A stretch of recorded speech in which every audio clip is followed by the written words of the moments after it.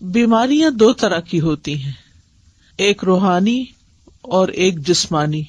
جہاں تک جسمانی بیماریوں کا تعلق ہے تو اللہ سبحانہ تعالیٰ نے ان کے لیے زمین سے چیزیں پیدا کی جن میں انسان کے لیے شفا رکھی، اور جہاں تک روحانی بیماریوں کا تعلق ہے تو اللہ سبحانہ تعالیٰ نے ان کی شفا کے لیے قرآن نازل کیا۔ بہرحال کوئی بیماری ایسی نہیں کہ جس کے لیے اللہ نے دوا نہ اتاری ہو۔ اسی سلسلے کی یہ حدیث ہے، ان ابی ہریرہ رضی اللہ عنہ عن النبی صلی اللہ علیہ وسلم قال ما انزل اللہ داء الا انزل له شفاء، کتاب الطب۔ ابو ہریرہ رضی اللہ عنہ نبی کریم صلی اللہ علیہ وسلم سے روایت کرتے ہیں، آپ صلی اللہ علیہ وسلم نے فرمایا، اللہ نے کوئی ایسی بیماری نہیں اتاری جس کی دوا نہ اتاری ہو۔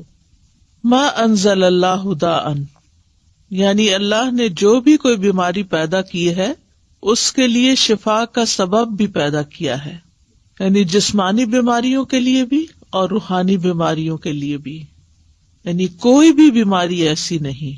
ما انزل اللہ داء الا انزل له شفاء، مگر یہ کہ اس کی شفا بھی رکھی ہے اللہ نے۔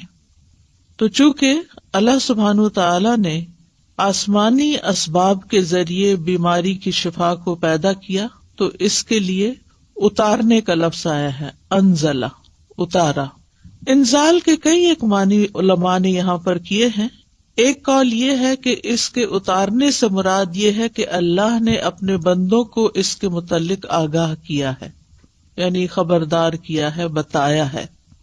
ایک اور قول یہ ہے کہ رسول اللہ صلی اللہ علیہ وسلم نے ہر بیماری اور اس کے علاج کے متعلق عمومی طور پر خبر دی ہے، یعنی بیماری بھی ہے، اس کی بھی خبر دی اور علاج بھی ہے۔ ایک قول یہ بھی ہے کہ ان دونوں کے اتارنے سے مراد ان کو پیدا کرنا ہے اور ان کا زمین میں رکھ دینا ہے، یعنی جیسا کہ حدیث میں اس خبر کی طرف اشارہ ہے کہ اللہ نے جو بیماری رکھی اس کے لیے علاج بھی رکھا، یعنی زمین پر رکھا۔ اور ایک اور قول یہ ہے کہ ان دونوں کے اتارنے سے ان کا فرشتوں کے ذریعے اتارنا مراد ہے، وہ فرشتے جو انسانی مخلوق کے نظام کے ساتھ مقرر کیے گئے ہیں۔ تو بیماری اور اس کا علاج فرشتوں کے ساتھ نازل کیا جاتا ہے۔ اور ایک قول یہ بھی ہے کہ اکثر بیماریاں اور ان کے علاج بارشوں کے اتارنے کے ذریعے سے ہوتے ہیں، جن سے غذائیں اور دوائیں اور دیگر چیزیں پیدا ہوتی ہیں۔ یعنی بارش اترتی تو زمین بہت کچھ اگاتی ہے، تو پھر اس میں بعض اوقات کچھ زمینیں ایسی ہوتی ہیں یا کوڑے کے ڈھیر ایسے ہوتے ہیں کہ جن پہ بارش پڑتی ہے تو وہاں سے جراثیم پیدا ہو کر بھی فضا میں پھیلتے ہیں، وہ بھی بیماریوں کا سبب بنتے ہیں۔ اسی طرح اچھی زمینوں پر جب بارش پڑتی ہے تو اچھی غذائیں پیدا ہوتی ہیں جو بندوں کو صحت مند رکھنے میں کام آتی ہیں، اور انہی میں پھر جنگلوں کے اندر ایسی جڑی بوٹیاں پیدا ہوتی ہیں کہ جن سے علاج کیا جاتا ہے۔ تو بہرحال دونوں چیزیں مقدر ہیں، اللہ کی تقدیر میں سے ہیں، اور یہ اللہ سبحانہ تعالیٰ کی مخلوق پر ایک مکمل مہربانی ہے کہ اگر اللہ تعالیٰ نے انسان کو بیماری کے ذریعے آزمایا ہے تو اس کے علاج کے لیے یا حل کے لیے اللہ نے دوائیں بھی پیدا کی ہیں۔ جیسے انسان اگر گناہ کے ذریعے آزمایا جاتا ہے، یعنی نفس کے کسی شر کی وجہ سے یا شیطان کی وجہ سے وہ آزمائش میں ہے، تو اللہ سبحانہ تعالیٰ نے ایسے اعمال بھی بتائے ہیں کہ جو گناہوں کو مٹانے کا سبب بنتے ہیں، جیسے استغفار وغیرہ ہے۔ اسی طرح ایک اور حدیث سے ہمیں یہ بھی پتہ چلتا ہے کہ سال میں ایک رات وبا اترتی ہے، اور یہ صحیح مسلم کی روایت ہے۔ نبی صلی اللہ علیہ وسلم نے فرمایا کہ برتن ڈھانپ دیا کرو اور مشکیزوں کے منہ باندھ دیا کرو، کیونکہ سال میں ایک رات ایسی بھی آتی ہے جس میں وبائیں اترتی ہیں اللہ کے اذن کے ساتھ، اور وہ ایسے برتن پر جسے ڈھانپا نہ گیا ہو یا وہ مشکیزہ جس کا منہ نہ باندھا گیا ہو اس پر سے گزرتی ہیں تو اس میں وہ داخل ہو جاتی ہیں۔ مثلاً پینے کی کوئی چیز رکھی ہوئی ہے، رات بھر ننگی رہی ہے اور اس میں وہ وبا داخل ہو چکی ہے، بیماری داخل ہو چکی ہے، اور صبح ہم اٹھتے ہیں اور بغیر بسم اللہ پڑھے اس کو پی جاتے ہیں تو بیماری جسم کے اندر چلی جاتی. پھر ایک بندے کے اندر جراثیم آتے ہیں تو وہاں سے وہ دوسرے کو لگ جاتے ہیں, تیسرے کو لگ جاتے ہیں, اور پھر وہ بیماری بہت سو تک پھیل جاتی ہے.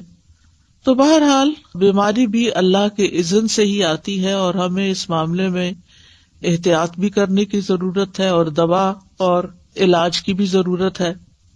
تو دا کا مطلب ہے حسی بیماری اور جسمانی بیماری اور روحانی بیماری, یعنی بیماریاں دونوں طرح کی ہوتی ہیں, اور دونوں طرح کی بیماریوں کے لیے علاج کرانا ضروری ہے. یعنی بعض اوقات ہم جسمانی بیماریوں کے لیے تو علاج کر لیتے ہیں, لیکن اگر کسی کو کوئی روحانی بیماری ہے تو اس کا علاج نہیں کرتے اور اس کو ہم بیماری نہیں سمجھتے. بعض اوقات جن بھوت کا اثر سمجھتے ہیں, بعض اوقات دوسرے کو کہتے ہیں ایسے ہی بہانے بنا رہا ہے, لیکن اس کو سنجیدگی سے نہیں لیتے اور اس کا پراپر علاج نہیں کرتے. اسی طرح یہ ہے کہ انسان کا دل بھی بیمار ہوتا ہے, یعنی جو روحانی بیماریاں ہیں یا قلبی بیماریاں ہیں ان میں انسان کا دل بھی بیمار ہوتا ہے, اور دل کی بیماری دل کا ٹیڑھا ہونا ہے, اور اس کو اللہ کے دین کی طرف لانا ہی اس کو معتدل کرنا ہے اور اس کا علاج ہے. تو دلوں کا علاج اللہ کی کتاب اور اس کے رسول صلی اللہ علیہ وسلم کی سنت کی طرف لوٹنا ہے, جیسا کہ اللہ عز و جل کا فرمان ہے, یا ایھا الناس قد جاءتکم موعظۃ من ربکم وشفاء لما فی الصدور وہدی ورحمۃ للمؤمنین. اے لوگو, بے شک تمہارے پاس تمہارے رب کی طرف سے عظیم نصیحت اور اس کے لیے سراسر شفا جو سینوں میں ہے, یعنی سینوں میں دل ہے اور دل کے اندر جو بھی تکلیف ہے, اور ایمان والوں کے لیے سراسر ہدایت اور رحمت آئی ہے. تو اس لیے قلبی بیماریوں کا علاج, دل کی بیماریوں کا علاج, روحانی بیماریوں کا علاج قرآن سے کرنا چاہیے, کیونکہ خود قرآن نے خبر دی ہے کہ وہ شفا ہے, شفاء لما فی الصدور, جو سینوں کے اندر ہے. اور اللہ عز و جل کی کتاب سے زیادہ افضل کوئی چیز نہیں کہ جس کے ساتھ انسان اپنے دل کا علاج کر سکے, لیکن اس کے لیے ضروری ہے کہ اخلاص کے ساتھ اس کی قرأت کرے, اس کو پڑھے, اس میں غور و فکر کرے, اور کسی بھی قسم کا اس کے ساتھ ایک تعلق قائم رکھے.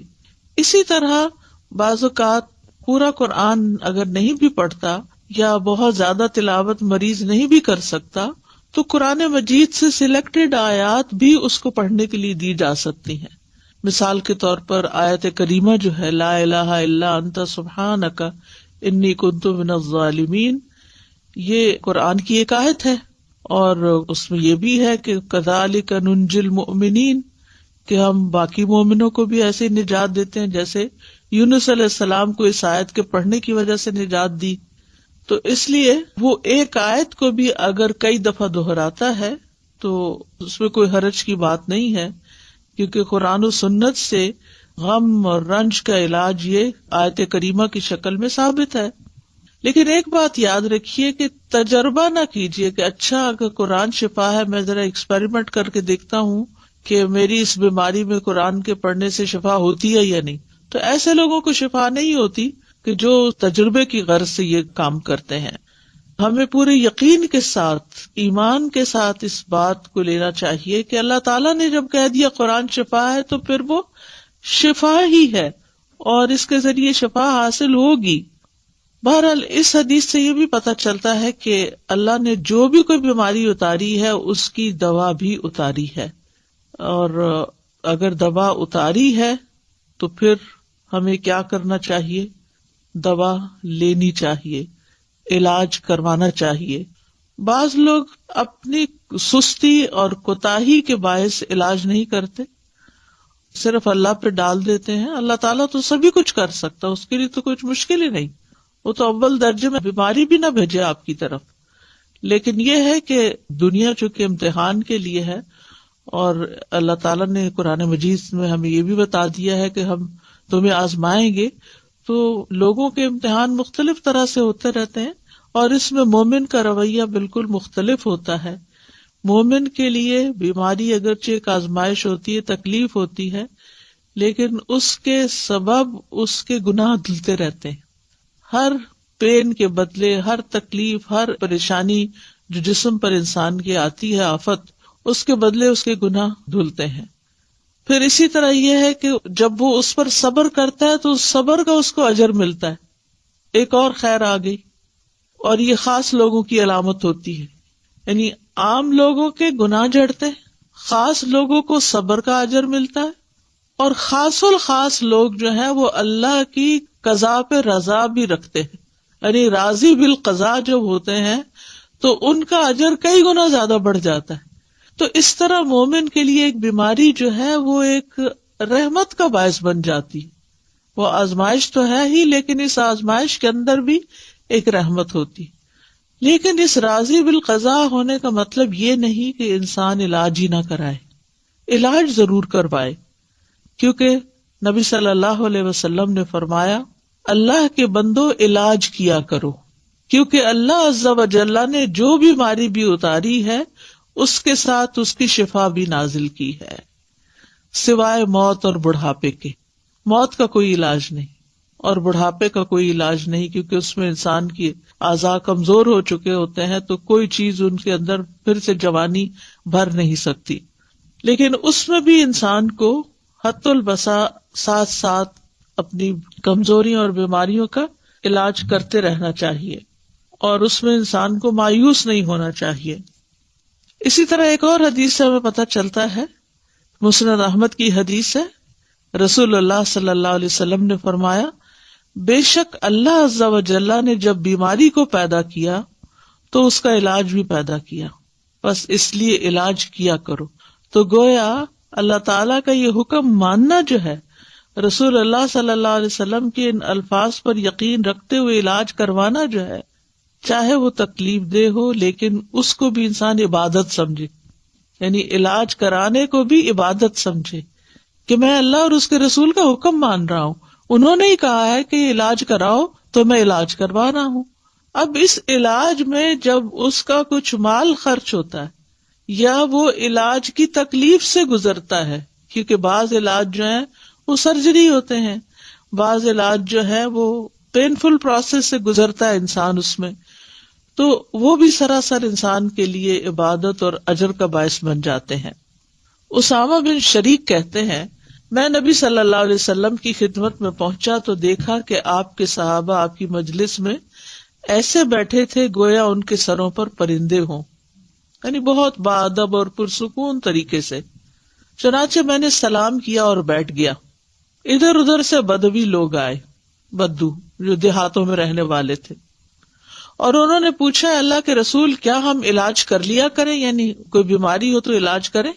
آپ نے فرمایا، دوا استعمال کیا کرو، بلا شبہ اللہ عز و جل نے کوئی بیماری پیدا نہیں کی مگر اس کی دوا بھی پیدا کی ہے، سوائے ایک بیماری کے، یعنی بڑھاپا. اچھا، بعض لوگ ہوتے ہیں وہ یہ کہتے ہیں کہ ہم نے آج تک کوئی دوا نہیں کھائی، اور اس میں بڑے فخر سے بتاتے ہیں ہمیں اگر کوئی بیماری ہو تو بس ہم صبر کر لیتے ہیں، بس دم درود سے کام لے لیتے ہیں اور بس ہمارے لیے وہی کافی ہو جاتا ہے. الحمدللہ یہ بھی اچھی بات ہے کہ آپ قرآن سے علاج کر لیتے ہیں اور کرنا چاہیے، لیکن اس کا یہ مطلب نہیں کہ کوئی اگر دوا کھا رہا ہے یا دوا کھانا کوئی بری بات ہے، کیونکہ نبی صلی اللہ علیہ وسلم نے کیا فرمایا ہے کہ دوا استعمال کیا کرو، تداوؤ، دوا استعمال کیا کرو. تو دوا کھانا جو ہے وہ کوئی غلط کام کرنا نہیں ہے، لیکن دوا سے شفا ملنا اللہ کے اذن سے ہے. دوا کے اندر شفا اللہ نے رکھی ہے، اللہ کے اذن سے شفا ہوتی. کوئی یہ نہیں کہہ سکتا کہ میں نے یہ چیز کھائی تو میں ٹھیک ہو گیا. نہیں، چیز نے ٹھیک نہیں کیا، اللہ کے اذن سے ٹھیک ہو گیا، کیونکہ اللہ کا اذن اس کو ہوا کہ اس بندے کے اندر یہ کیفیت پیدا کر دے، اس کی بیماری کی اصلاح کر دے، تو علاج ہو گیا، شفا ہو گئی. پھر اسی طرح آپ صلی اللہ علیہ وسلم نے فرمایا، علاج کروانا تقدیر کا حصہ ہے. اگر بیماری تقدیر سے ہے تو علاج بھی تقدیر سے ہے، اور یقیناً علاج اللہ تعالیٰ کے حکم سے ہی فائدہ دیتا ہے. علاج اللہ تعالیٰ کے حکم سے ہی فائدہ دیتا ہے. تو علاج کروانے کے کچھ اصول ہمارے دین نے ہمیں بتائے ہیں. نمبر 1 یہ کہ اللہ کو شافی مانا جائے، یعنی یہ یقین رکھا جائے کہ اللہ ہی شفا دیتا ہے. سورۃ الشعراء میں آتا ہے وَإِذَا مَرِضْتُ فَهُوَ يَشْفِينِ، اور جب میں بیمار ہوتا ہوں تو وہی مجھے شفا دیتا ہے. شفا اللہ ہی کے ہاتھ میں ہے. حضرت عائشہ کہتی ہیں کہ رسول اللہ صلی اللہ علیہ وسلم دم کیا کرتے تھے اور یہ دعا پڑھتے تھے امسح البأس رب الناس بیدک الشفاء لا یکشف الکرب الا انت، اے لوگوں کے رب تکلیف کو دور کر دے، شفا تو تیرے ہی ہاتھ میں ہے، تیرے سوا اس کو دور کرنے والا اور کوئی نہیں. پھر اسی طرح ایک روایت میں آتا ہے کہ اللہ ہی طبیب ہے. ابو رمثا سے مروی ہے، وہ کہتے ہیں کہ میرے والد نے رسول اللہ صلی اللہ علیہ وسلم سے عرض کیا کہ مجھے آپ اپنی وہ چیز دکھائیں جو آپ کی پشت پر ہے، یعنی وہ جو مہر نبوت تھی، کیونکہ میں طبیب ہوں. آپ نے فرمایا طبیب تو اللہ ہے، بلکہ تو رفیق آدمی ہے، یعنی نرمی کرنے والا ہے، مریض کو تسکین دینے والا، دلاسا دینے والا ہے. اور بیماری کا اصل طبیب تو اللہ ہی ہے، شافی تو وہی ہے جس نے اسے پیدا کیا. حضرت ایوب علیہ السلام کی مثال ہمارے سامنے ہے کہ جب ان کی بیماری کو ایک طویل عرصہ گزر گیا تو بھی وہ مایوس نہیں ہوئے، دعا کرنے لگے. وَأَيُّوبَ إِذْ نَادَى رَبَّهُ أَنِّي مَسَّنِيَ الضُّرُّ وَأَنْتَ أَرْحَمُ الرَّاحِمِينَ فَاسْتَجَبْنَا لَهُ فَكَشَفْنَا مَا بِهِ مِنْ ضُرٍّ وَآتَيْنَاهُ أَهْلَهُ وَمِثْلَهُمْ مَعَهُمْ رحمتم من عندنا وذکری للعابدین. اور ایوب جب اس نے اپنے رب کو پکارا کہ بے شک مجھے تکلیف پہنچی ہے اور تو رحم کرنے والوں میں سب سے زیادہ رحم کرنے والا ہے، تو ہم نے اس کی دعا قبول کر لی، بس اسے جو بھی تکلیف تھی دور کر دی، اور اسے اس کے گھر والے اور ان کے ساتھ ان کی مثل اور عطا کر دیے اپنے پاس سے رحمت کے لیے اور ان لوگوں کی یاد دہانی کے لیے جو عبادت کرنے والے ہیں. تو یہاں پر وہ کہتے ہیں وَأَنْتَ أَرْحَمُ الرَّاحِمِينَ، اللہ آپ ہی سب سے بڑھ کر رحم کرنے والے ہیں. تو ہم نے ان کی دعا سن لی اور ان کی تکلیف دور کر دی. دوسری چیز یہ کہ اللہ کی کتاب سے علاج کرنا چاہیے. سورۃ بنی اسرائیل میں آتا ہے وَنُنَزِّلُ مِنَ الْقُرْآنِ مَا هُوَ شِفَاءٌ وَرَحْمَةٌ لِّلْمُؤْمِنِينَ، اور ہم قرآن کے ذریعے سے وہ چیز نازل کرتے ہیں جو مومنوں کے لیے شفا اور رحمت ہے. حضرت عائشہ سے مروی ہے کہ رسول اللہ صلی اللہ علیہ وسلم ایک مرتبہ ان کے پاس تشریف لائے تو ایک عورت عائشہ رضی اللہ عنہا کا علاج کر رہی تھی یا آپ کو دم کر رہی تھی. تو آپ نے فرمایا کتاب اللہ کے ساتھ اس کا علاج کرو، یعنی قرآن کے ساتھ کرو، رقیہ کرو اس کو. اسی طرح سنت سے علاج. انبیاء علیہ السلام کو قلبی اور روحانی ادویات دی گئی تھی. ابن قیم کہتے ہیں کہ وہ وہی جو اللہ تعالیٰ اپنے نبیوں کو کرتا ہے اس میں ایسی چیز ہوتی ہے جو لوگوں کو فائدہ دیتی ہے، یعنی وہی کے ذریعے علاج ہوتا ہے. اور اس میں وہ دوائیاں بھی ہوتی ہیں جو بیماریوں سے شفا دیتی ہیں، اور وہ ایسی چیزیں ہوتی ہیں، وہ بعض غذائیں ایسی ہوتی ہیں کہ جن کی طرف بڑے بڑے ڈاکٹروں کی عقل نہیں پہنچ سکتی، اور ان دوائیوں تک ان کے علوم، تجربات اور قیاسات پہنچ نہیں سکتے. اور یہ دوائیاں قلبی اور روحانی ہوتی ہیں. تو ایک بات ہمیں یاد رکھنی چاہیے کہ انسان صرف مادی جسم سے نہیں بنا، یعنی صرف مادہ نہیں ہے، صرف میٹر نہیں، اس کے اندر روح ہے. اس لیے اگر آپ صرف دوا سے علاج کریں گے تو وہ کافی نہیں ہے جب تک کہ آپ اس کی روح کا بھی علاج نہ کریں، خصوصاً روحانی بیماری بھی. کچھ بیماریاں ایسی ہوتی ہیں نا کہ جو روحانی بیماری ڈومیننٹ ہوتی ہے اور اس کے اثر میں جسمانی بیماری بھی ہوتی ہے، اور کبھی ایسا ہوتا ہے کہ جسمانی بیماری ہوتی ہے اور اس کے اثر سے انسان کی روح بھی بیمار پڑ جاتی، کیونکہ دونوں ایک دوسرے میں گندے ہوئے ہیں، ان سے الگ نہیں ہے. ایک کو کوئی تکلیف پہنچے گی تو دوسرا اس سے متاثر ہوگا. تو اس لیے بہت ضروری ہے کہ انسان دونوں طرح کے علاج کرے، یعنی ایک طرف دوا کھائے اور دوسری طرف دعا کرے اور دم کرے اور قرآن پڑھے تاکہ انسان مکمل شفا یاب ہو جائے. کیونکہ بندہ جب تک اللہ کے ذکر میں مصروف رہتا ہے تو شیطان کے حملوں سے محفوظ ہوتا ہے اور ایک مضبوط قلعے میں ہوتا ہے. تیسری چیز ہے طب نبوی سے علاج. تو اب اگر طبیب اللہ ہی ہے تو پھر ہمیں کیا طب نبوی سے علاج کرنا چاہیے؟ اور طب نبوی کیا ہے اور کیا کوئی انسان طبیب کہلا سکتا ہے؟ انسان طبیب کہلا سکتا ہے لیکن اللہ الطبیب ہے. یعنی جیسے انسان کو بھی کریم کہہ سکتے ہیں لیکن اللہ الکریم ہے. تو طب نبوی سے علاج میں حجامہ کروانا، پچھنے لگوانا. آپ صلی اللہ علیہ وسلم نے فرمایا اگر تمہاری دواؤں میں سے کسی میں بھلائی ہے تو پچھنا لگوانے یا شہد پینے اور آگ سے داغنے میں ہے.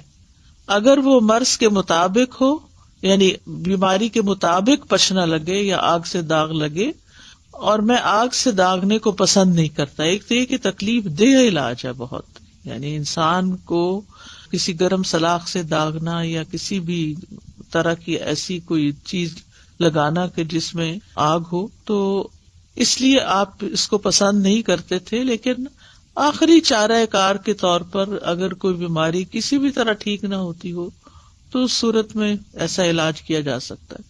اور ہو سکتا ہے کہ اسی کے اندر ہی پھر جو الیکٹرک شاکس وغیرہ دیے جاتے ہیں وہ بھی اس میں شامل ہوں، اللہ عالم.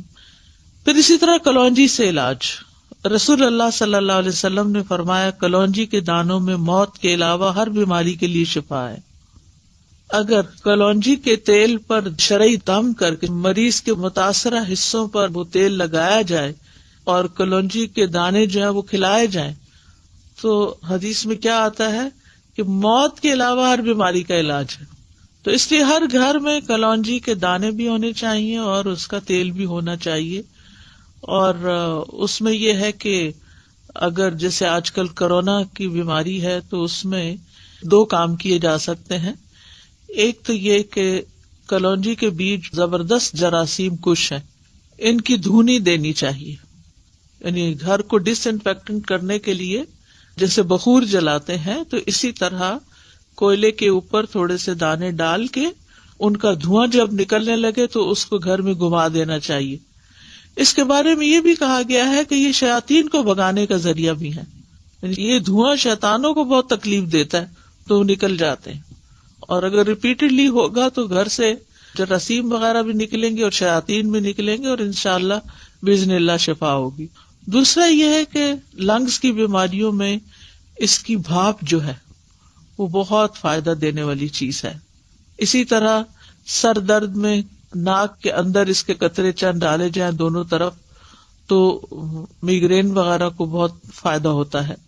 اس کے اوپر تو بہت تفصیلی الگ ایک پورا لیکچر ہو سکتا ہے کہ کلونجی کس طرح استعمال کی جا سکتی ہے اور کس طرح فائدہ. لیکن یہ 2 چیزیں جو میں نے بتائی ہیں کہ اس کی دھونی دی جائے اور اس کی بھاپ لی جائے یہ غیر مضر ہیں. اور چند دانے جیسے چٹکی بھر دانے صبح کے وقت پانی کے ساتھ اگر کھا لیے جائیں، اور اگر صبح نہیں یاد رہے تو آپ کے ڈائننگ ٹیبل پر اگر کلونجی رکھی ہوئی ہے تو کھانے کے اوپر بازو کے جیسے آپ نمک چھڑکتے ہیں تو چٹکی بھر دانے، یعنی بہت زیادہ مقدار میں نہیں، کیونکہ پھر ایسا نہ ہو کہ اس کا کوئی ری ایکشن ہو. اسی طرح یہ کہ اگر گلے میں خراش وغیرہ ہے تو کلونجی کا تیل اگر رکھا ہوا ہے تو چند قطرے زبان پہ ٹپکا کے آہستہ آہستہ گلے سے گزارے جائیں. تو یہ چونکہ جراثیم کش ہے تو گلے کے اندر کے جراثیم، اسی طرح ناک کے اندر کے جراثیم، کیونکہ گلے کی بیماریوں میں بھی ناک میں ڈالنا سب سے زیادہ مفید ہے. اگر تھوڑا سا کڑوا لگتا ہے، تکلیف سے محسوس ہوتی ہے، لیکن یہ کہ اس میں فوری طور پر انسان کو ریلیف ملتا ہے اور بہت جلد گلے کی بیماریاں وغیرہ جو ہیں یہ ٹھیک ہوتی ہیں. اور اگر پھیپڑوں تک نمونیا وغیرہ ہو گیا ہے تو بارہا اگر بھاپ دی جائے اس کی تو بہت فائدہ مند ہے. وکس وغیرہ جو ہے یعنی کہ ایسی چیز ہے کہ جس کے بخارات پھیپڑوں میں جا کے جم بھی سکتے ہیں، لیکن کلونجی جو ہے وہ مضر نہیں ہے. پھر اسی طرح یہ ہے کہ شہد فائدہ مند ہے. قرآن مجید میں آتا ہے یخرج من بطونها شراب مختلف الوانه فیہ شفاء للناس. اس مکھی میں سے رنگ برنگ کا شربت نکلتا ہے جس میں لوگوں کے لیے شفا ہے. یعنی شہد جو ہے وہ فائدے کی چیز ہے. شہد اگر آپ مہینے میں کم از کم 3 دن خالی پیٹ اس کا چمچ لے لیں صبح یا 1 گھونٹ بھر لیں تو یہ پریونٹیو کیور بھی ہے، یعنی بہت سی بیماریاں لگنے سے انسان محفوظ رہتا ہے. اور اسی طرح نبی صلی اللہ علیہ وسلم پانی میں شہد ملا کر پیا کرتے تھے، ایک بہترین ڈرنک بن جاتا ہے. لیکن بہت ابلتے پانی میں اس کی پراپرٹیز ضائع ہو جاتی ہیں، اس لیے گرم پانی کی بجائے اگر ٹھنڈے پانی میں استعمال کیا جائے تو بہتر ہے. اور خصوصاً اگر موسم ٹھنڈا نہ ہو تو پھر روم ٹیمپریچر پر جو پانی ہے اسی کے اندر شہد ملا کر پینا زیادہ فائدہ مند ہے. پھر آب زمزم، رسول اللہ صلی اللہ علیہ وسلم نے فرمایا زمزم کا پانی اس مقصد کے لیے ہے جس کے لیے وہ پیا جائے. اگر آپ شفا کی نیت سے پیئیں گے تو شفا ہے، غذا کی نیت سے پیئیں گے تو غذا ہے، پیاس بجھانے کی نیت سے پیئیں گے تو پیاس بجھے گی انشاءاللہ. پھر اسی طرح عود ہندی، یعنی جس سے کست الہندی کہتے ہیں، اس میں بھی شفا ہے. صحیح بخاری کی روایت ہے، ام قیس رضی اللہ عنہا سے مروی ہے، وہ کہتی ہیں کہ میں اپنے ایک لڑکے کو لے کر رسول اللہ صلی اللہ علیہ وسلم کی خدمت میں حاضر ہوئی. میں نے اس کا حلق دبایا تھا چونکہ اس کو گلے کی بیماری ہو گئی تھی. تو آپ نے فرمایا تم اپنے بچوں کو انگلی سے حلق دبا کر کیوں تکلیف دیتی ہو؟ ہمارے یہاں بھی جو ٹریڈیشنل میتھڈ ہے گلے چڑھانے کا، اس میں نمک یا اسی طرح کی کسی چیز کے ساتھ انگلی کے ساتھ گلے اوپر کو اٹھا کے دبا دیتے ہیں ان کا انفیکشن دور کرنے کے لیے. تو آپ صلی اللہ علیہ وسلم نے اس سے منع کیا اور فرمایا یہ عود ہندی لو، اس میں 7 بیماریوں کی شفا ہے. سبحان اللہ. ان میں ایک ذات الجم پسلی کا ورم بھی ہے، یعنی نمونیا بھی ہے. تو آج کل کورونا وائرس میں جیسے پھیپھڑوں پر ہی سارا اثر چلا جاتا ہے، بیماری زیادہ تکلیف دہ ہو جاتی ہے، تو اس میں کست الہندی جو ہے اور کست البحری یہ فائدہ مند ہے. اگر حلق کی بیماری ہو تو اس کو ناک میں ڈالو، اور اگر ذات الجنب ہو یعنی نمونیا ہو، ذات الجنب عربی میں کہتے ہیں اس کو، تو حلق میں ڈالو یعنی اس کو پیو.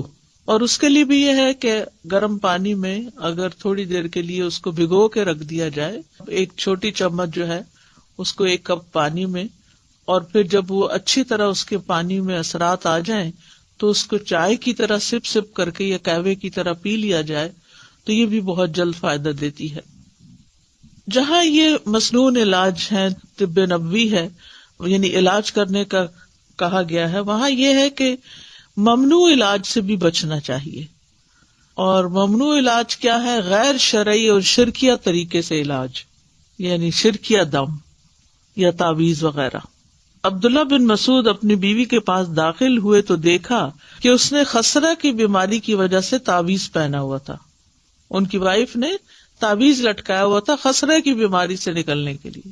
تو آپ نے اسے سختی سے کاٹ دیا اور کہا بے شک عبداللہ کی آل شرک سے بیزار ہے، اور کہا ہم نے رسول اللہ صلی اللہ علیہ وسلم سے یہ بات بھی یاد کی ہے کہ بلا شبہ جھاڑ پھونک، تعویذ اور حب کے اعمال شرک ہیں. یہاں پر اس کا یہ مطلب نہیں کہ دم کرنا منع ہے یا رقیہ منع ہے، شرکیہ جھاڑ پھونک منع ہے. یعنی ان الرقا والتمائم والطولہ شرکن، یعنی اس سے مراد وہ کلمات ہیں جو حرام ہیں، لیکن دوسری طرف جائز اور شرعی دم بھی ہیں. عوف بن مالک کہتے ہیں ہم زمانے جاہلیت میں دم کیا کرتے تھے. ہم نے عرض کیا اللہ کے رسول اس کے بارے میں آپ کا کیا خیال ہے؟ آپ نے فرمایا اپنے دم کے کلمات میرے سامنے پیش کرو، دم میں کوئی حرج نہیں جب تک اس میں شرک نہ ہو. اچھا، یہ جو بات ہے نا کہ لا بأس بالرقى ما لم يكن فيه شرک، اب یہ قرآن کی آیات تو نہیں تھی نا دور جاہلیت میں. تو آپ نے پوچھا کہ مجھے دکھاؤ کہ کون سا دم کرتے تھے، بتاؤ مجھے. آپ نے فرمایا کہ اگر شرکی الفاظ نہیں تو دم ٹھیک ہے. اس سے ایک بڑی اہم بات پتہ چلتی ہے. بعض لوگ اس بات میں بہت فس کریٹ کر دیتے ہیں کہ یہ کوئی مسنون طریقہ نہیں دم کا، اور آپ کو یہ کس نے کہا کہ یہ آیت 10 دفعہ پڑھ کے دم کریں تو ٹھیک ہو جائیں گے. تو آیت پڑھنے میں تو کوئی حرج ہی نہیں ہے. یعنی جیسے کسی کو منزل نام کی کتابچہ بھی ہوتا ہے، یا اسی طرح رقیہ جس میں قرآن کی مختلف آیات اکٹھی کی گئی ہیں، ان کو جب پڑھا جاتا ہے تو لوگ پوچھنا شروع ہو جاتے ہیں یہ کہاں لکھا ہوا ہے کہ یہ آیت بھی پڑھی جائے اور یہ آیت بھی پڑھی جائے، تو اس موقع پر یہ حدیث یاد کر لی جائے کہ اگر کوئی شرکیہ چیز نہیں ہے، اور قرآن تو قرآن ہے، اس میں تو سوال ہی پیدا نہیں ہوتا، لیکن عام جب ہم دعائیں کرتے ہیں تو ان میں بھی اگر کوئی شرکیہ طریقہ نہیں ہے تو وہ دعا بھی فائدہ دے گی انشاءاللہ، اور مسنون دم بھی، اور قرآن پاک کی آیات پڑھ کر دم کرنا وہ بھی فائدہ دے گا۔ بعض لوگوں کو اللہ سبحانہ تعالیٰ نے بہت حکمت دی ہوتی ہے اور وہ قرآن کی آیات سے ایسے میننگ نکال لیتے ہیں کہ جس سے واقعی لوگوں کو فائدہ بھی پہنچتا ہے۔ اس میں ایک ویب سائٹ ہے رقیہ ان لنڈن، اس ویب سائٹ پر مختلف طرح کے دم ریکارڈ کیے گئے ہیں جو کہ کافی مفید ہیں۔ مثال کے طور پر اگر کسی کے پاؤں میں کوئی تکلیف ہے تو انہوں نے کیا کیا ہے کہ پاؤں سے متعلق جو آیات ہیں ان کو اکٹھا کر کے ان کو ایک رقیہ بنا دیا۔ اسی طرح اگر دل میں کوئی تکلیف ہے تو دل کی آیات، یا اسی طرح اور جن اعضاء سے متعلق کوئی تکلیف ہے تو اس سے ملتے جلتے آیات جو ہیں وہ اکٹھی کر کے ان کا رقیہ بنا دیا گیا ہے۔ تو اس میں کوئی حرج کی بات نہیں ہے، اس میں کوئی لڑائی جھگڑے اور بحث مباحثے کی بات نہیں ہے کہ کیا نبی صلی اللہ علیہ وسلم ایسا کیا کرتے تھے۔ نبی صلی اللہ علیہ وسلم نے ہر چیز نہیں کی، کیونکہ آپ نے اصول دے دیے ہمیں، کچھ چیزیں تو آپ نے کی ہیں، وہ تو ہمارے لیے بہت ہی اوتھینٹک اور یقینی چیزیں ہیں، لیکن کچھ چیزیں ایسی بھی ہیں کہ جو آپ نے ان کی حدود بتا دی ہیں۔ جیسے اس حدیث میں حد بتا دی کہ تم میرے سامنے اپنے دم کے کلمات پیش کرو، یعنی وہ دم جو دور جاہلیت میں تم کرتے تھے، اگر وہ فائدہ مند تھا تمہارے لیے تو آج بھی اس کو استعمال کر سکتے ہو۔ فرمایا کہ دم میں کوئی حرج نہیں جب تک اس میں شرک نہ ہو۔ تو اگر شرک پر مبنی ہو یا ایسے الفاظ پر جو سمجھ نہ آ رہے ہوں، بعض لوگ تعویذ لکھے ہوئے ہوتے ہیں اور اس میں ایسے ایسے لفظ لکھے ہوتے ہیں کہ جو سمجھ ہی نہیں آتے، یا نمبرز لکھے ہوئے ہوتے ہیں، تو وہ استعمال نہیں کرنے چاہیے، کیونکہ ان کا نہیں پتا کہ اس میں شیطانوں کو پکارا گیا ہے یا نعوذ باللہ اللہ کے ساتھ کسی اور الہ کو پکارا گیا ہے۔ تو ایسی چیزوں سے انسان کو دور رہنا چاہیے۔ جہاں تک قرآن اور اذکار اور جائز دعاؤں کے ساتھ دم کرنا ہے تو ان میں کوئی حرج کی بات نہیں ہے۔ اور اسی طرح اللہ کے کلام، یعنی پچھلی ایک حدیث میں عبداللہ بن مسعود والی میں نے کہ جھاڑ پھونک منع ہے، لیکن اللہ کے کلام کے ساتھ پھونک مار کر دم کرنا جائز ہے۔ مثلا سورۃ فاتحہ پڑھ کر پھونک ماری جا سکتی ہے۔ رات کو سوتے وقت جب آپ آیت الکرسی پڑھتے ہیں تو چاروں کونوں میں آپ پھونک ماریں، وہ بھی ایک حفاظت کی چیز ہے۔ اسی طرح نبی صلی اللہ علیہ وسلم اپنے ہاتھوں میں معوذتین اور قل ھو اللہ پڑھ کر دم کرتے تھے، اور رات کو جہاں جہاں تک آپ کا ہاتھ جاتا تھا خود اپنے اوپر دم کرتے تھے اور اپنے آپ کو جھاڑتے تھے۔ حضرت عائشہ کہتی ہیں کہ نبی صلی اللہ علیہ وسلم اپنی مرض وفات میں خود پر معوذات پڑھ کر دم کرتے تھے، پھر جب آپ زیادہ بیمار ہو گئے تو میں یہ صورتیں پڑھ کر آپ کو دم کرتی تھی، اور برکت کے لیے آپ کا ہی ہاتھ آپ کے جسم پر پھیرتی تھی، یعنی اپنا ہاتھ نہیں پھیرتی تھی، آپ کا ہاتھ پھیرتی۔ تو اس سے پتہ چلتا ہے کہ ہاتھ پھیر کر جھاڑنا مریض کو اور دم کرنا جو ہے یہ جائز ہے۔ معمر کہتے ہیں میں نے امام زہری سے پوچھا کہ آپ صلی اللہ علیہ وسلم کس طرح دم کیا کرتے تھے؟ انہوں نے بتایا آپ دم کر کے اپنے دونوں ہاتھوں پر پھونک مارتے، پھر انہیں اپنے چہرے پر پھیر لیتے، اور پھر اس کے بعد یہ کہ باقی جسم کے اوپر بھی جہاں جہاں تک ہاتھ پہنچ جاتا۔ تو اس حدیث میں دلیل ہے کہ اللہ کے کلام کے ساتھ دم کرنا اور پھونک مارنا یہ جائز ہے۔ اور نووی کہتے ہیں کہ اس میں دلیل ہے کہ دم میں لعاب ملی پھونک مارنا مستحب ہے، اس کو جھاڑنا کہتے ہیں، یعنی اس طرح پھونک مارنا کے بیچ میں سے منہ سے ڈراپلیٹس بھی تھوڑی تھوڑی نکلیں۔ اور حب کے اعمال کیا ہوتے ہیں عبداللہ بن مسعود کی حدیث میں جس سے منع کیا گیا ہے؟ یہ اصل میں جادو کی ایک قسم ہوتی ہے۔ اس کے ذریعے سے عورت کو اپنے شوہر کا محبوب بنایا جاتا ہے یا شوہر کو اپنی بیوی کا محبوب بنایا جاتا ہے، تو یہ درست نہیں ہے۔ یعنی ایسے کوئی کلام لینا یا ایسی چیزیں لینا کہ جس سے اس طرح کی چیز کی جائے کہ شوہر کی ساری توجہ میری طرف ہو جائے، جیسے سوکھنے وغیرہ ہوتی ہیں یا اور، تو یہ طریقہ درست نہیں۔ رسول اللہ صلی اللہ علیہ وسلم نے فرمایا جس نے حرام چیز کے ساتھ علاج کیا اللہ اس کے لیے اس میں شفا نہیں بنائے گا. تو اس لیے شراب یا شراب سے بنی ہوئی چیزیں جو ہیں ان سے علاج نہیں کرنا چاہیے. حرام ادویات کا استعمال بھی نہیں ہونا چاہیے. آپ نے اس سے منع کیا ہے کہ وہ علاج نہیں بیماری ہے. یہ جو دم وغیرہ بتائے ہیں میں نے، اس کے لیے ویب سائٹ پر آن لائن آرڈرز پلیس کر سکتے ہیں. آیات شفا جو ہیں پرنٹڈ شکل میں موجود ہیں اور بک سٹور پر بھی موجود ہیں. الہدا کی جہاں بھی برانچز ہیں، چاہے کینیڈا میں ہے یا لندن میں ہے یا یو ایس میں ہے یا پاکستان میں جو مختلف شہروں میں ہے، ان سب جگہوں پر یہ پروڈکٹس جو ہوتی ہیں وہ اویلیبل ہوتی ہیں. اور ویب سائٹ کے اوپر بھی اس طرح کی چیزیں موجود ہیں. بہرحال کوئی بیماری ایسی نہیں کہ جس کے لیے اللہ نے دوا نہ اتاری ہو. اسی سلسلے کی یہ حدیث ہے، ان ابی ہریرہ رضی اللہ عنہ ان النبی صلی اللہ علیہ وسلم قال ما انزل اللہ داء الا انزل له شفاء. کتاب الطب.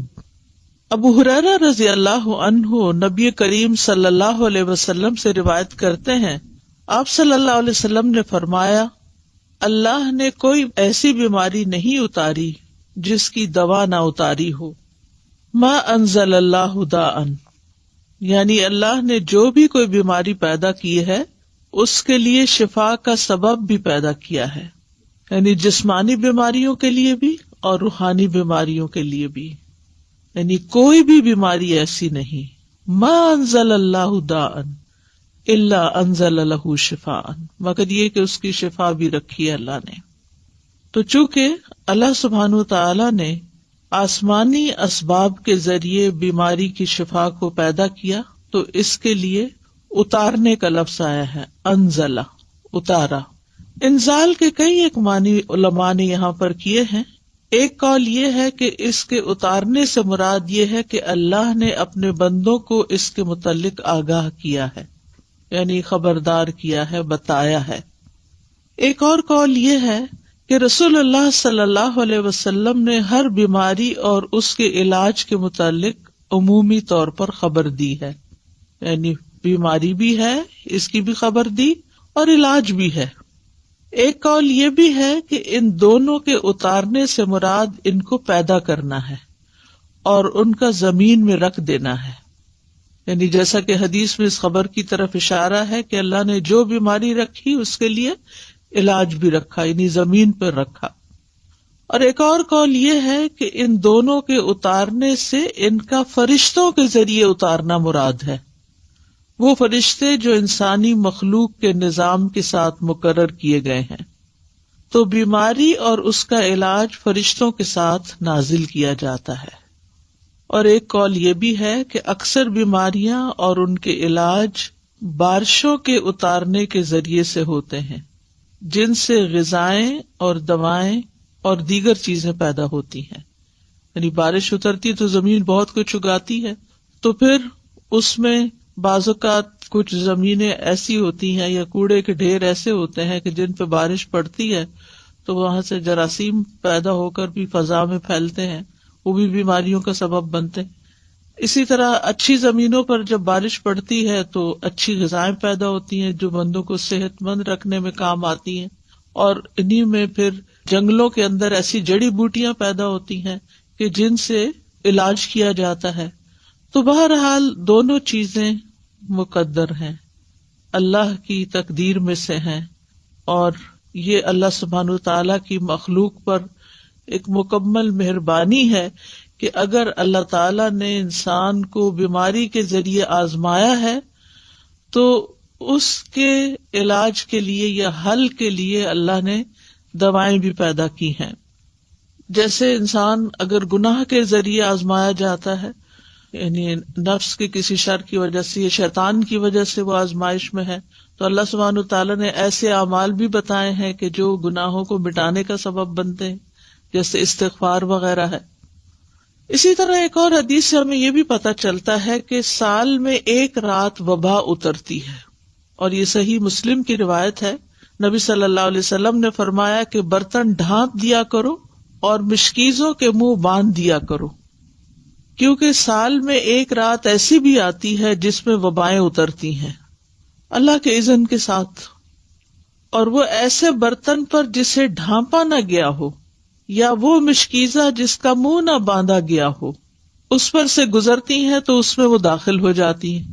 مثلاً پینے کی کوئی چیز رکھی ہوئی ہے، رات بھر ننگی رہی ہے اور اس میں وہ وبا داخل ہو چکی ہے، بیماری داخل ہو چکی ہے، اور صبح ہم اٹھتے ہیں اور بغیر بسم اللہ پڑھے اس کو پی جاتے ہیں تو بیماری جسم کے اندر چلی جاتی ہے۔ پھر ایک بندے کے اندر جراثیم آتے ہیں تو وہاں سے وہ دوسرے کو لگ جاتے ہیں، تیسرے کو لگ جاتے ہیں، اور پھر وہ بیماری بہت سو تک پھیل جاتی ہے۔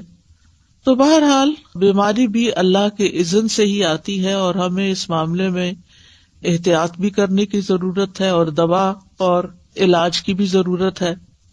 تو دا کا مطلب ہے حسی بیماری اور جسمانی بیماری اور روحانی بیماری، یعنی بیماریاں دونوں طرح کی ہوتی ہیں، اور دونوں طرح کی بیماریوں کے لیے علاج کرانا ضروری ہے۔ یعنی بعض اوقات ہم جسمانی بیماریوں کے لیے تو علاج کر لیتے ہیں، لیکن اگر کسی کو کوئی روحانی بیماری ہے تو اس کا علاج نہیں کرتے اور اس کو ہم بیماری نہیں سمجھتے۔ بعض اوقات جن بھوت کا اثر سمجھتے ہیں، بعض اوقات دوسرے کو کہتے ہیں ایسے ہی بہانے بنا رہا ہے، لیکن اس کو سنجیدگی سے نہیں لیتے اور اس کا پراپر علاج نہیں کرتے۔ اسی طرح یہ ہے کہ انسان کا دل بھی بیمار ہوتا ہے، یعنی جو روحانی بیماریاں ہیں یا قلبی بیماریاں ہیں ان میں انسان کا دل بھی بیمار ہوتا ہے، اور دل کی بیماری دل کا ٹیڑھا ہونا ہے، اور اس کو اللہ کے دین کی طرف لانا ہی اس کو معتدل کرنا ہے اور اس کا علاج ہے۔ تو دلوں کا علاج اللہ کی کتاب اور اس کے رسول صلی اللہ علیہ وسلم کی سنت کی طرف لوٹنا ہے، جیسا کہ اللہ عز و جل کا فرمان ہے، یا ایھا الناس قد جاءتکم موعظۃ من ربکم وشفاء لما فی الصدور وہدی ورحمۃ للمؤمنین۔ اے لوگو، بے شک تمہارے پاس تمہارے رب کی طرف سے عظیم نصیحت اور اس کے لیے سراسر شفا جو سینوں میں ہے، یعنی سینوں میں دل ہے اور دل کے اندر جو بھی تکلیف ہے، اور ایمان والوں کے لیے سراسر ہدایت اور رحمت آئی ہے۔ تو اس لیے قلبی بیماریوں کا علاج، دل کی بیماریوں کا علاج، روحانی بیماریوں کا علاج قرآن سے کرنا چاہیے، کیونکہ خود قرآن نے خبر دی ہے کہ وہ شفا ہے، شفاء لما فی الصدور، جو سینوں کے اندر ہے۔ اور اللہ عز و جل کی کتاب سے زیادہ افضل کوئی چیز نہیں کہ جس کے ساتھ انسان اپنے دل کا علاج کر سکے، لیکن اس کے لیے ضروری ہے کہ اخلاص کے ساتھ اس کی قرأت کرے، اس کو پڑھے، اس میں غور و فکر کرے، اور کسی بھی قسم کا اس کے ساتھ ایک تعلق قائم رکھے۔ اسی طرح بعض اوقات پورا قرآن اگر نہیں بھی پڑھتا یا بہت زیادہ تلاوت مریض نہیں بھی کر سکتا تو قرآن مجید سے سلیکٹڈ آیات بھی اس کو پڑھنے کے لیے دی جا سکتی ہیں۔ مثال کے طور پر آیت کریمہ جو ہے لا الہ الا انت سبحانک انی کنت من الظالمین، یہ قرآن کی ایک آیت ہے، اور اس میں یہ بھی ہے کہ کذالک ننجی المؤمنین، کہ ہم باقی مومنوں کو بھی ایسے نجات دیتے ہیں جیسے یونس علیہ السلام کو اس آیت کے پڑھنے کی وجہ سے نجات دی۔ تو اس لیے وہ ایک آیت کو بھی اگر کئی دفعہ دہراتا ہے تو اس میں کوئی حرج کی بات نہیں ہے، کیونکہ قرآن و سنت سے غم اور رنج کا علاج یہ آیت کریمہ کی شکل میں ثابت ہے۔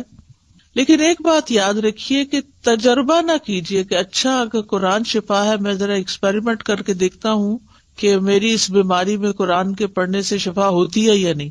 تو ایسے لوگوں کو شفا نہیں ہوتی کہ جو تجربے کی غرض سے یہ کام کرتے ہیں۔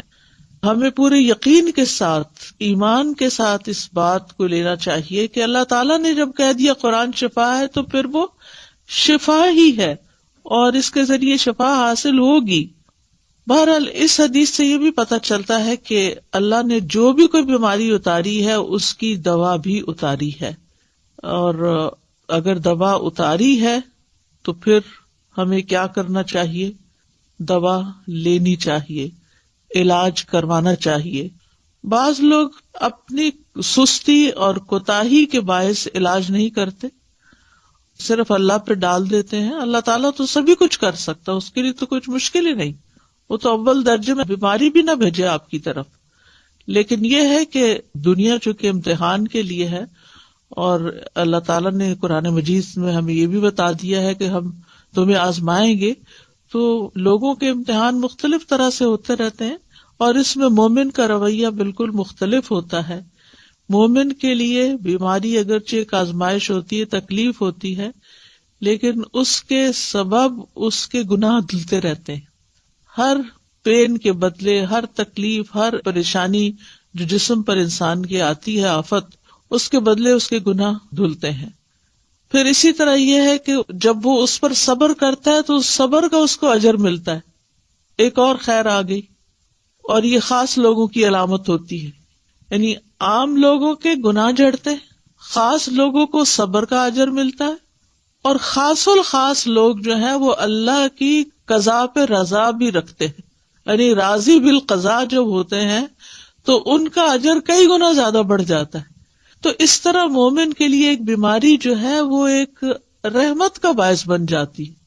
وہ آزمائش تو ہے ہی، لیکن اس آزمائش کے اندر بھی ایک رحمت ہوتی.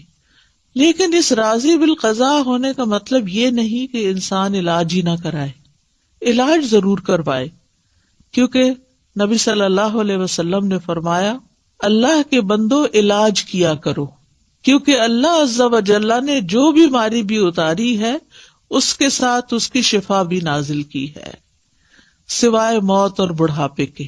موت کا کوئی علاج نہیں اور بڑھاپے کا کوئی علاج نہیں، کیونکہ اس میں انسان کی اعضاء کمزور ہو چکے ہوتے ہیں، تو کوئی چیز ان کے اندر پھر سے جوانی بھر نہیں سکتی. لیکن اس میں بھی انسان کو حت البسا ساتھ ساتھ اپنی کمزوریوں اور بیماریوں کا علاج کرتے رہنا چاہیے، اور اس میں انسان کو مایوس نہیں ہونا چاہیے.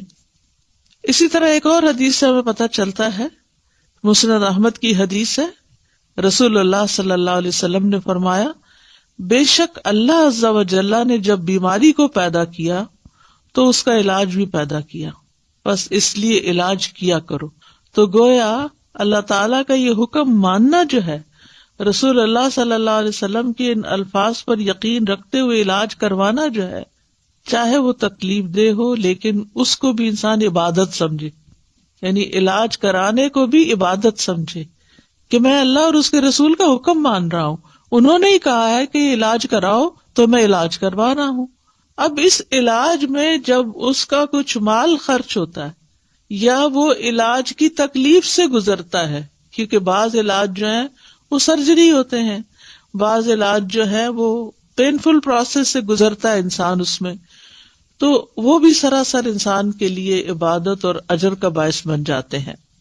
اسامہ بن شریک کہتے ہیں میں نبی صلی اللہ علیہ وسلم کی خدمت میں پہنچا تو دیکھا کہ آپ کے صحابہ آپ کی مجلس میں ایسے بیٹھے تھے گویا ان کے سروں پر پرندے ہوں، یعنی بہت باادب اور پرسکون طریقے سے. چنانچہ میں نے سلام کیا اور بیٹھ گیا.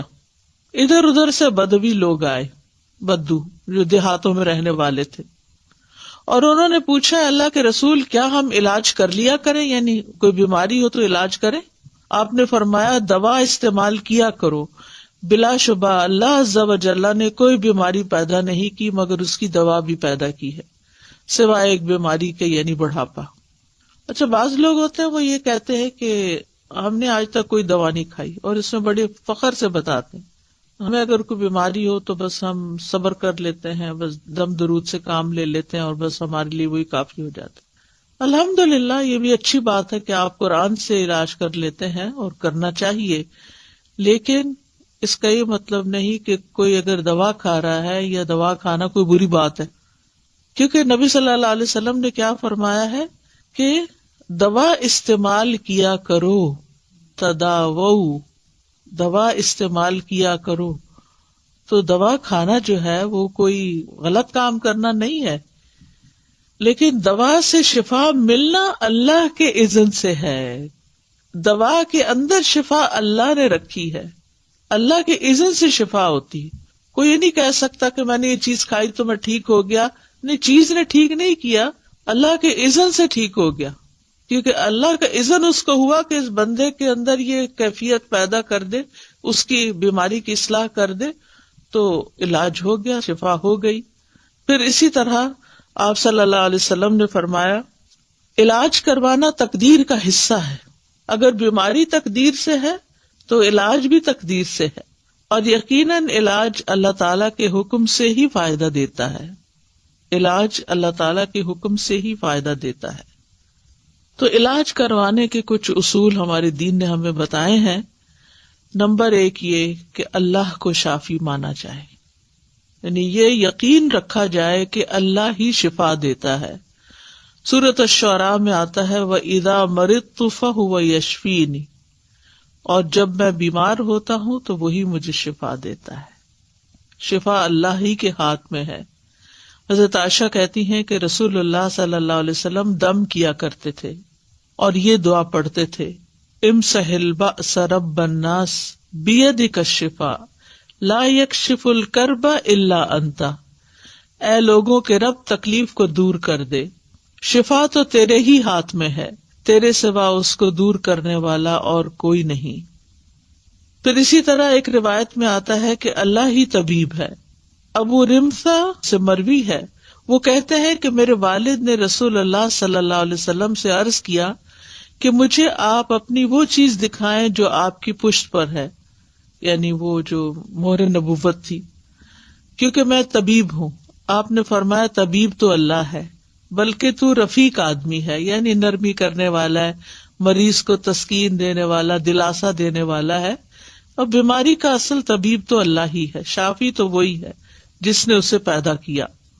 حضرت ایوب علیہ السلام کی مثال ہمارے سامنے ہے کہ جب ان کی بیماری کو ایک طویل عرصہ گزر گیا تو بھی وہ مایوس نہیں ہوئے، دعا کرنے لگے وَأَيُّوبَ إِذْ نَادَى رَبَّهُ أَنِّي مَسَّنِيَ الضُّرُّ وَأَنْتَ أَرْحَمُ الرَّاحِمِينَ فَاسْتَجَبْنَا لَهُ فَكَشَفْنَا مَا بِهِ مِنْ ضُرٍّ وَآتَيْنَاهُ أَهْلَهُ وَمِثْلَهُمْ مَعَهُمْ رحمتم من عندنا وذکریٰ للعابدین۔ اور ایوب جب اس نے اپنے رب کو پکارا کہ بے شک مجھے تکلیف پہنچی ہے اور تو رحم کرنے والوں میں سب سے زیادہ رحم کرنے والا ہے، تو ہم نے اس کی دعا قبول کر لی، بس اسے جو بھی تکلیف تھی دور کر دی، اور اسے اس کے گھر والے اور ان کے ساتھ ان کی مثل اور عطا کر دیے اپنے پاس سے رحمت کے لیے اور ان لوگوں کی یاد دہانی کے لیے جو عبادت کرنے والے ہیں۔ تو یہاں پر وہ کہتے ہیں وَأَنْتَ أَرْحَمُ الرَّاحِمِينَ، اللہ آپ ہی سب سے بڑھ کر رحم کرنے والے ہیں۔ تو ہم نے ان کی دعا سن لی اور ان کی تکلیف دور کر دی۔ دوسری چیز یہ کہ اللہ کی کتاب سے علاج کرنا چاہیے۔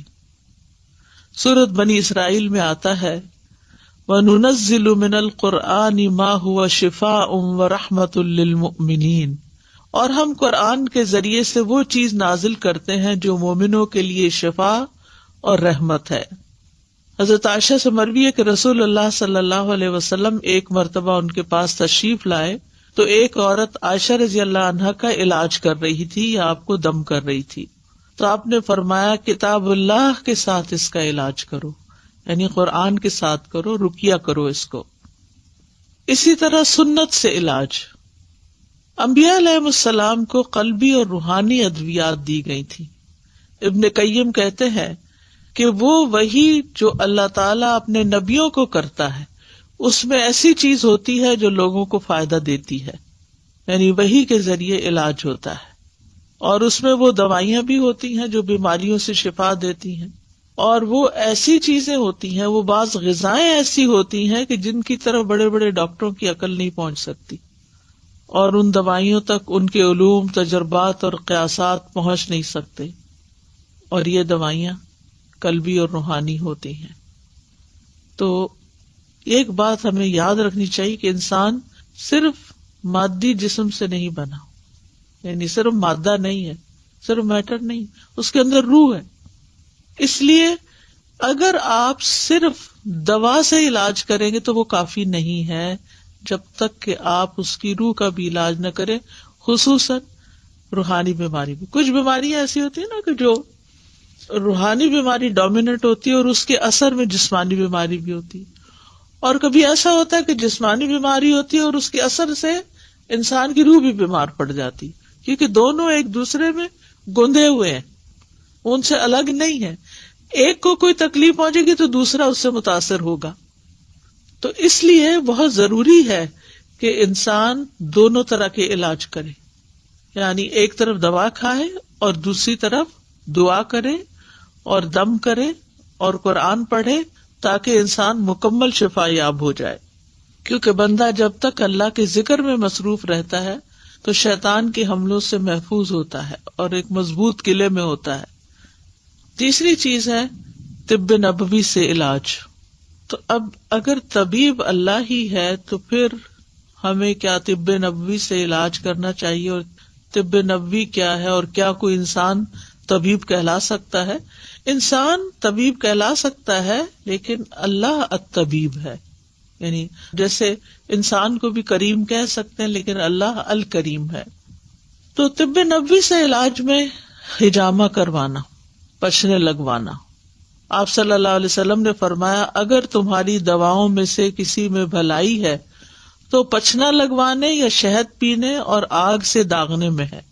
اگر وہ مرض کے مطابق ہو، یعنی بیماری کے مطابق پچھنا لگے یا آگ سے داغ لگے.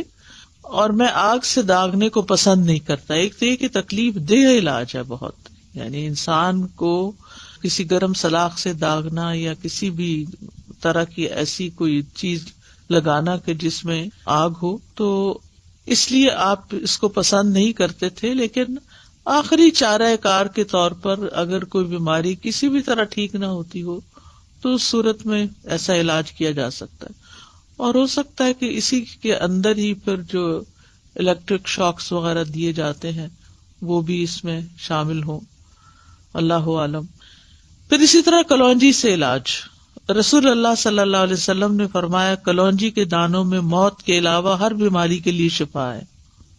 اگر کلونجی کے تیل پر شرعی دم کر کے مریض کے متاثرہ حصوں پر وہ تیل لگایا جائے اور کلونجی کے دانے جو ہیں وہ کھلائے جائیں تو حدیث میں کیا آتا ہے کہ موت کے علاوہ ہر بیماری کا علاج ہے.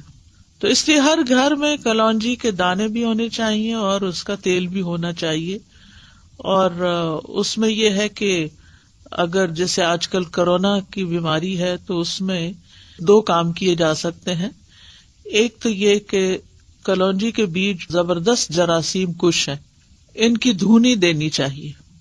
یعنی گھر کو ڈس انفیکٹنٹ کرنے کے لیے جیسے بخور جلاتے ہیں تو اسی طرح کوئلے کے اوپر تھوڑے سے دانے ڈال کے ان کا دھواں جب نکلنے لگے تو اس کو گھر میں گھما دینا چاہیے.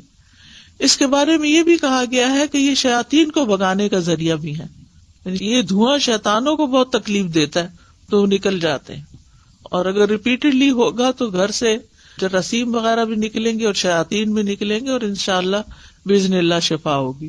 دوسرا یہ ہے کہ لنگز کی بیماریوں میں اس کی بھاپ جو ہے وہ بہت فائدہ دینے والی چیز ہے. اسی طرح سر درد میں ناک کے اندر اس کے قطرے چند ڈالے جائیں دونوں طرف تو میگرین وغیرہ کو بہت فائدہ ہوتا ہے. اس کے اوپر تو بہت تفصیلی الگ ایک پورا لیکچر ہو سکتا ہے کہ کلونجی کس طرح استعمال کی جا سکتی ہے اور کس طرح فائدہ. لیکن یہ 2 چیزیں جو میں نے بتائی ہیں کہ اس کی دھونی دی جائے اور اس کی بھاپ لی جائے یہ غیر مضر ہیں. اور چند دانے جیسے چٹکی بھر دانے صبح کے وقت پانی کے ساتھ اگر کھا لیے جائیں، اور اگر صبح نہیں یاد رہے تو آپ کے ڈائننگ ٹیبل پر اگر کلونجی رکھی ہوئی ہے تو کھانے کے اوپر بازو کے جیسے آپ نمک چھڑکتے ہیں تو چٹکی بھر دانے، یعنی بہت زیادہ مقدار میں نہیں، کیونکہ پھر ایسا نہ ہو کہ اس کا کوئی ری ایکشن ہو. اسی طرح یہ کہ اگر گلے میں خراش وغیرہ ہے تو کلونجی کا تیل اگر رکھا ہوا ہے تو چند قطرے زبان پہ ٹپکا کے آہستہ آہستہ گلے سے گزارے جائیں. تو یہ چونکہ جراثیم کش ہے تو گلے کے اندر کے جراثیم، اسی طرح ناک کے اندر کے جراثیم، کیونکہ گلے کی بیماریوں میں بھی ناک میں ڈالنا سب سے زیادہ مفید ہے. اگر تھوڑا سا کڑوا لگتا ہے، تکلیف سے محسوس ہوتی ہے، لیکن یہ کہ اس میں فوری طور پر انسان کو ریلیف ملتا ہے اور بہت جلد گلے کی بیماریاں وغیرہ جو ہیں یہ ٹھیک ہوتی ہیں. اور اگر پھیپڑوں تک نمونیا وغیرہ ہو گیا ہے تو بارہا اگر بھاپ دی جائے اس کی تو بہت فائدہ مند ہے. وکس وغیرہ جو ہے یعنی کہ ایسی چیز ہے کہ جس کے بخارات پھیپھڑوں میں جا کے جم بھی سکتے ہیں، لیکن کلونجی جو ہے وہ مضر نہیں ہے. پھر اسی طرح یہ ہے کہ شہد فائدہ مند ہے. قرآن مجید میں آتا ہے یخرج من بطونها شراب مختلف الوانہ فیہ شفاء للناس. اس مکھی میں سے رنگ برنگ کا شربت نکلتا ہے جس میں لوگوں کے لیے شفا ہے. یعنی شہد جو ہے وہ فائدے کی چیز ہے. شہد اگر آپ مہینے میں کم از کم 3 دن خالی پیٹ اس کا چمچ لے لیں صبح یا 1 گھونٹ بھر لیں تو یہ پریونٹیو کیور بھی ہے. یعنی بہت سی بیماریاں لگنے سے انسان محفوظ رہتا ہے. اور اسی طرح نبی صلی اللہ علیہ وسلم پانی میں شہد ملا کر پیا کرتے تھے. ایک بہترین ڈرنک بن جاتا ہے.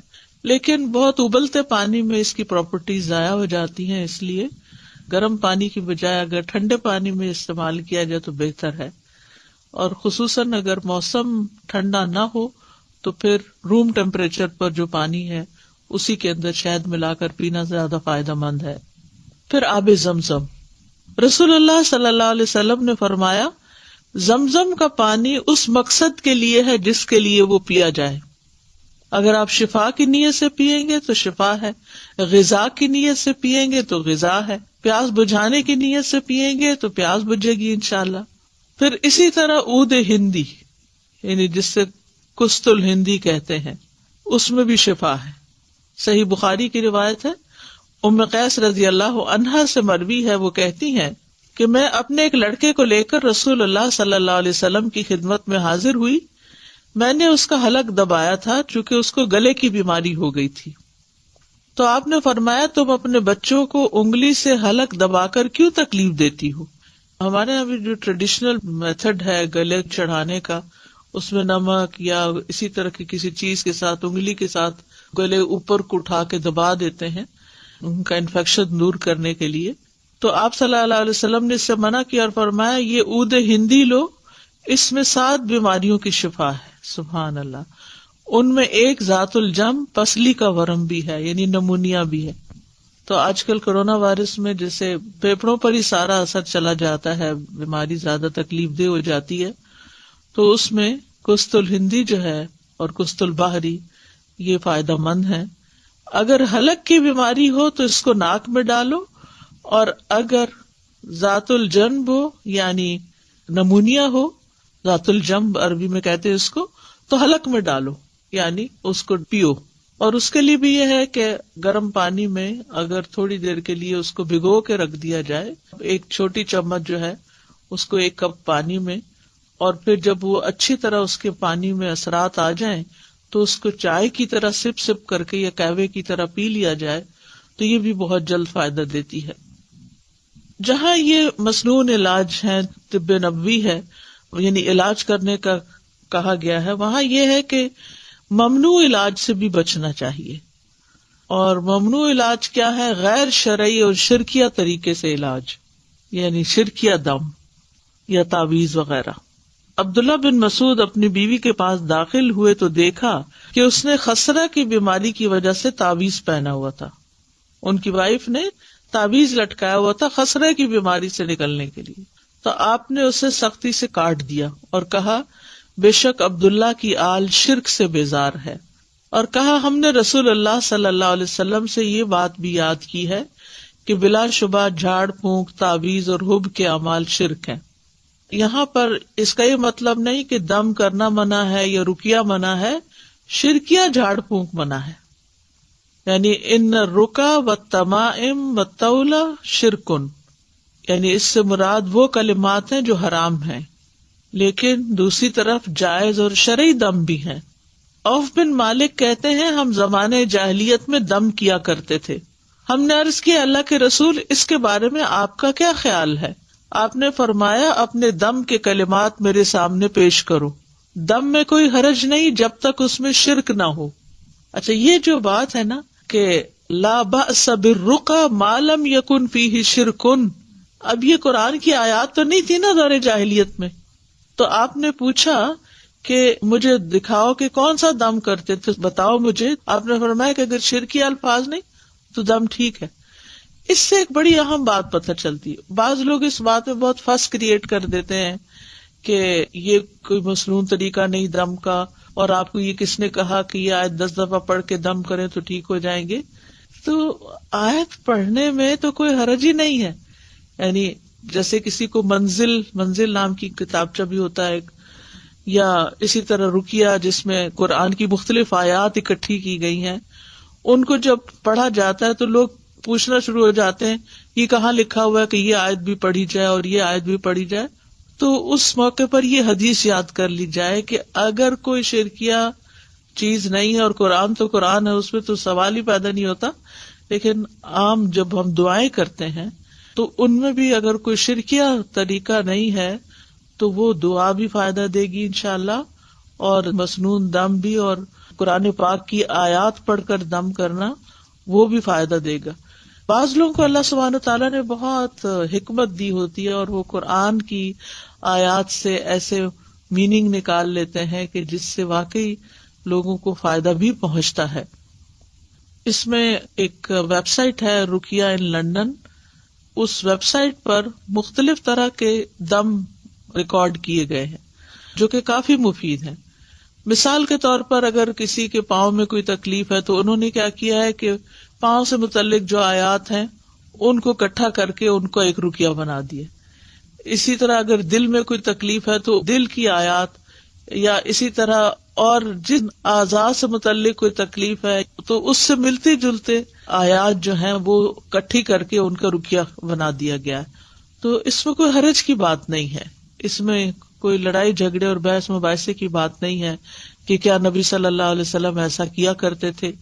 نبی صلی اللہ علیہ وسلم نے ہر چیز نہیں کی، کیونکہ آپ نے اصول دے دیے ہمیں. کچھ چیزیں تو آپ نے کی ہیں، وہ تو ہمارے لیے بہت ہی اوتھینٹک اور یقینی چیزیں ہیں، لیکن کچھ چیزیں ایسی بھی ہیں کہ جو آپ نے ان کی حدود بتا دی ہیں. جیسے اس حدیث میں حد بتا دی کہ تم میرے سامنے اپنے دم کے کلمات پیش کرو، یعنی وہ دم جو دور جاہلیت میں تم کرتے تھے، اگر وہ فائدہ مند تھا تمہارے لیے تو آج بھی اس کو استعمال کر سکتے ہو. فرمایا کہ دم میں کوئی حرج نہیں جب تک اس میں شرک نہ ہو. تو اگر شرک پر مبنی ہو یا ایسے الفاظ پر جو سمجھ نہ آ رہے ہوں، بعض لوگ تعویذ لکھے ہوئے ہوتے ہیں اور اس میں ایسے ایسے لفظ لکھے ہوتے ہیں کہ جو سمجھ ہی نہیں آتے، یا نمبرز لکھے ہوئے ہوتے ہیں، تو وہ استعمال نہیں کرنے چاہیے، کیونکہ ان کا نہیں پتا کہ اس میں شیطانوں کو پکارا گیا ہے یا نعوذ باللہ اللہ کے ساتھ کسی اور الہ کو پکارا گیا ہے. تو ایسی چیزوں سے انسان کو دور رہنا چاہیے. جہاں تک قرآن اور اذکار اور جائز دعاؤں کے ساتھ دم کرنا ہے تو ان میں کوئی حرج کی بات نہیں ہے. اور اسی طرح اللہ کے کلام، یعنی پچھلی ایک حدیث میں عبداللہ بن مسعود والی میں نے کہ جھاڑ پھونک منع ہے، لیکن اللہ کے کلام کے ساتھ پھونک مار کر دم کرنا جائز ہے. مثلاً سورۃ فاتحہ پڑھ کر پھونک ماری جا سکتی ہے. رات کو سوتے وقت جب آپ آیت الکرسی پڑھتے ہیں تو چاروں کونوں میں آپ پھونک ماریں، وہ بھی ایک حفاظت کی چیز ہے. اسی طرح نبی صلی اللہ علیہ وسلم اپنے ہاتھوں میں معوذتین اور قل ھو اللہ پڑھ کر دم کرتے تھے، اور رات کو جہاں جہاں تک آپ کا ہاتھ جاتا تھا خود اپنے اوپر دم کرتے تھے اور اپنے آپ کو جھاڑتے تھے. حضرت عائشہ کہتی ہیں کہ نبی صلی اللہ علیہ وسلم اپنی مرض وفات میں خود پر معوذات پڑھ کر دم کرتے تھے. پھر جب آپ زیادہ بیمار ہو گئے تو میں یہ صورتیں پڑھ کر آپ کو دم کرتی تھی، اور برکت کے لیے آپ کا ہی ہاتھ آپ کے جسم پر پھیرتی تھی. یعنی اپنا ہاتھ نہیں پھیرتی تھی، آپ کا ہاتھ پھیرتی. تو اس سے پتہ چلتا ہے کہ ہاتھ پھیر کر جھاڑنا مریض کو اور دم کرنا جو ہے یہ جائز ہے. معمر کہتے ہیں میں نے امام زہری سے پوچھا کہ آپ صلی اللہ علیہ وسلم کس طرح دم کیا کرتے تھے. انہوں نے بتایا آپ دم کر کے اپنے دونوں ہاتھوں پر پھونک مارتے، پھر انہیں اپنے چہرے پر پھیر لیتے، اور پھر اس کے بعد یہ کہ باقی جسم کے اوپر بھی جہاں جہاں تک ہاتھ پہنچ جاتا. تو اس حدیث میں دلیل ہے کہ اللہ کے کلام کے ساتھ دم کرنا اور پھونک مارنا یہ جائز ہے. اور نووی کہتے ہیں کہ اس میں دلیل ہے کہ دم میں لعاب ملی پھونک مارنا مستحب ہے. اس کو جھاڑنا کہتے ہیں، یعنی اس طرح پھونک مارنا کے بیچ میں سے منہ سے ڈراپلیٹس بھی تھوڑی تھوڑی نکلیں. اور حب کے اعمال کیا ہوتے ہیں عبداللہ بن مسعود کی حدیث میں جس سے منع کیا گیا ہے، یہ اصل میں جادو کی ایک قسم ہوتی ہے. اس کے ذریعے سے عورت کو اپنے شوہر کا محبوب بنایا جاتا ہے یا شوہر کو اپنی بیوی کا محبوب بنایا جاتا ہے. تو یہ درست نہیں ہے. یعنی ایسے کوئی کلام لینا یا ایسی چیزیں لینا کہ جس سے اس طرح کی چیز کی جائے کہ شوہر کی ساری توجہ میری طرف ہو جائے، جیسے سوکنے وغیرہ ہوتی ہیں یا اور، تو یہ طریقہ درست نہیں. رسول اللہ صلی اللہ علیہ وسلم نے فرمایا جس نے حرام چیز کے ساتھ علاج کیا اللہ اس کے لیے اس میں شفا نہیں بنائے گا. تو اس لیے شراب یا شراب سے بنی ہوئی چیزیں جو ہیں ان سے علاج نہیں کرنا چاہیے. حرام ادویات کا استعمال بھی نہیں ہونا چاہیے. آپ نے اس سے منع کیا ہے کہ وہ علاج نہیں، بیماری ہے. یہ جو دم وغیرہ بتائے ہیں میں نے، اس کے لیے ویب سائٹ پر آن لائن آرڈرز پلیس کر سکتے ہیں. آیات شفا جو ہیں پرنٹڈ شکل میں موجود ہیں اور بک سٹور پر بھی موجود ہیں. الہدا کے جہاں بھی برانچز ہیں، چاہے کینیڈا میں ہے یا لندن میں ہے یا یو ایس میں ہے یا پاکستان میں جو مختلف شہروں میں ہے، ان سب جگہوں پر یہ پروڈکٹس جو ہوتی ہیں وہ اویلیبل ہوتی ہیں. اور ویب سائٹ کے اوپر بھی اس طرح کی چیزیں موجود ہیں. تو جو لوگ آج کل بیماری کے لیے پریشان ہیں، اور ویسے بھی بیماری صرف آج کل ہی تو نہیں آئی، بیماری تو ہمیشہ ہی دنیا میں موجود رہی ہے، تو پریونٹیو میتھڈز بھی استعمال کرنے چاہیے. اور اس کے ساتھ اگر کوئی بیمار ہو جائے تو ان مصنوعی چیزوں سے علاج کرنا چاہیے. اور یہ مصنوعی چیزیں جو ہر گھر میں موجود ہونی چاہیے. تھوڑا سا بھی اگر بیماری کا آغاز ہوا ہے تو فوراً ہی اس کو پکڑ لیا جائے.